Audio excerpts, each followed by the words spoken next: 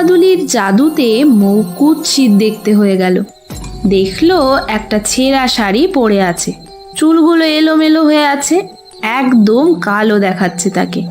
এটা দেখে রাগে চিৎকার করে উঠল মৌ। এটা কি হলো আমার? আমি এরকম হয়ে গেলাম কি করে? মায়া কি তাহলে ইচ্ছে করে আমাকে মিথ্যে বললো? মৌয়ের চিৎকার শুনে মায়া ঘরে এসে দেখলো মৌয়ের এই অবস্থা। মৌ, এটা কি করে হলো?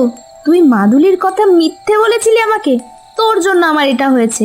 এরপর মৌ সবটা মায়াকে বলতেই মায়া বলল, আমি মিথ্যে বলিনি তোকে, এটা জাদুর মাদুলি।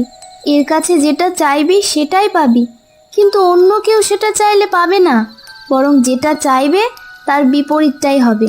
বুড়িমা এটা আমাকে দিয়েছে, তাই তুই যেটা চেয়েছিস তার বিপরীতটাই হয়েছে। এটা শুনে মৌ কাঁদতে লাগলো, বলল, তাহলে এবার কি করব?